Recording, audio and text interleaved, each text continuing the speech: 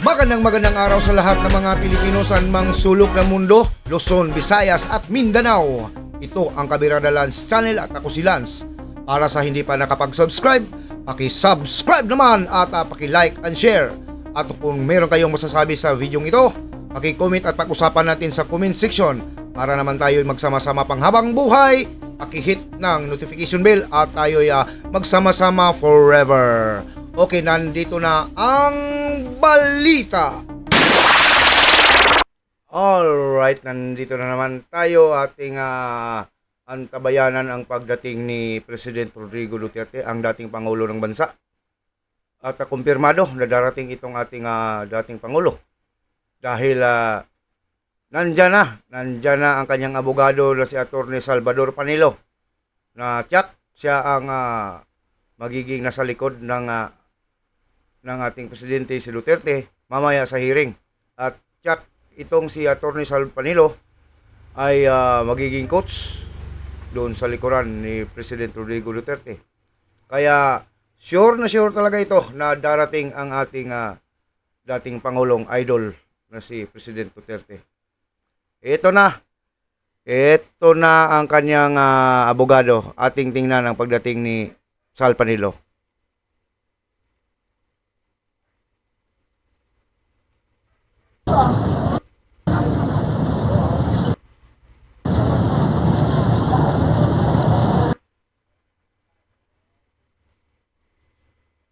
Ano kaya nangyayari dito, guys? Tahanan natin mga kababayan si Atty. Sal Panelo.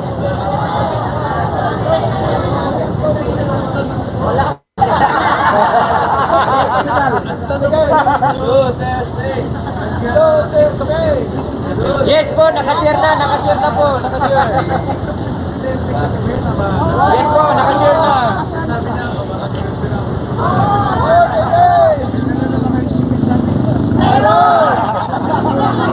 Atty. Sal Panelo, mga kababayan, nandito na. Ilang isang abogado, babayan ba kayo?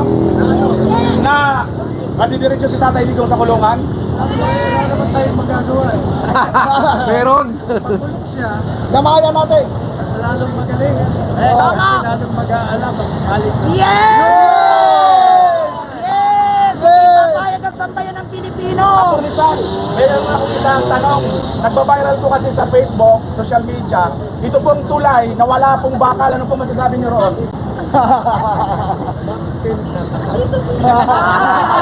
Ayan! No question at all! Ganun po ba yun? Yes! Ganun! Ayan, nandito na personally si Atty. Sal Panelo. Yung mga kababayan natin sa buong mundo, hindi lang sa Pilipinas. Ano po ang inyong masasabi ngayon? Ano nyo, mensahe nyo? Lumabas kayo sa kalye. Hindi na pwede yung Tama! Ayan! Ayan, isigaw mo! Ayan! magandang pakita sa tao. Ayan! Kaya po ngayon, nakita natin na tayo sumusuporta sa Duterte. At pinupunta natin ang mga kalapastangan ang ginagawa sa Ayan po! Ayan! So yan po. Maraming salamat, Atty. Sal. Maraming salamat. Salamat sa... Mabuhay ang aktang rehiso. Mabuhay ka, Atty. Sal.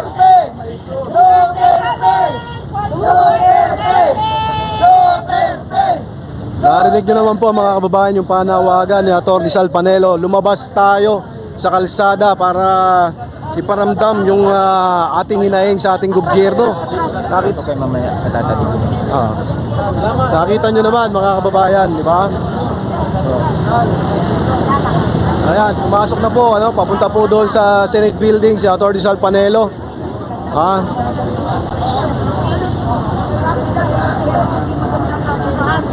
Renzi.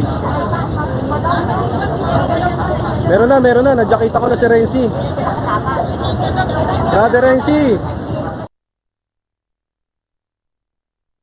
Okay na, kita na natin si Atty. Salvador Panelo.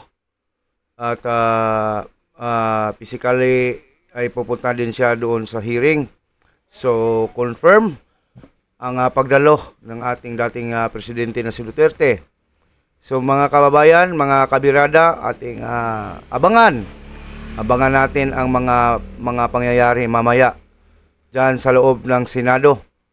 At sana'y wala namang bastusan ang gagawin, no? Kasi ang akin, ang kinatakot ko, baka mawalan ng dignidad itong si Duterte. Kitang-kita nyo naman doon sa kamera, mismo yung mga pinaggagawa nila doon ay hindi na sila nagbigay ng mga galang sa kanilang mga kapwa mga mambabatas, hindi na nirespeto yung vice presidente at ang iba pang mga resource person na kanilang inimbitahan diyan. Sana hindi naman mangyari dito sa Senate mamaya. Kasi baka mawala na tayo ng respeto din sa mga nandyan sa Senado. Lalong-lalo na yung mga senador na yan. Kailangan panatiliin lang muna natin itong ating pagrespetuhan. Kahit na hindi nagkaunawaan sa politika, sana naman ay iparamdam din nila na may mga disenteng tao pa, may mga disenteng senador pa na natitira ngayong panahon na ito. Taliwas sa mga pinapakita ng kapwa nilang mambabatas na nandyan sa mababang kapulungan. Lalong-lalo na yung 4 na wago. Yung Quadcom, yung 4 na mga chairman doon na walang pakundangan, binabastos ang mga taong kanilang inibitahan. At kung hindi masusunod ang kanilang gusto at hindi nila magustuhan ang mga sagot, ay pinakomtem kaagad, ipapakulong. At sino namang baliw na hindi manlulumo dyan, siguradong may mga twist na mangyayari dahil nakakulong nga. At posibleng babaliktad itong mga kahit na hindi totoo, bibigyan ng script. Abay, magbabasa at magbabasa ito ng script kahit hindi totoo. Dahil ikukulong ka nga. At alam nyo ba ang kulungan? Hindi magandang, kulungan, di ba? Pag maririnig mong kulungan, hindi maganda ang pasilidad doon. Tapos, iwan ko lang kung mayroon bang masarap na pagkain. Dahil kulungan nga. Kaya nga ito si Garma, at ang iba pang mga inimbitahan dyan, yung kanilang ginigipit or iniipit, ay biglang nagbigay ng hindi magandang affidavit na laban sa mga Duterte. Diba? Kaya importante itong mapapanood natin ngayon, araw na ito, mga alas 10 ng umaga. Alas 10 ang sabi nila na magsisimula ang sesyon o ang hearing dyan sa Senado. Kaya tayong mga Pilipino ating papanoorin at ating himihimayin, ating babalansihin kung sino ba talaga ang tunay na may tunay na tao, tunay na nagmamalasakit sa bansa, o tunay na nagsasalita ng katotohanan laban dyan sa EJK. Ano bang EJK yan? So, puputulin muna natin itong ating video at mamaya natin na i-resume or i-continue sa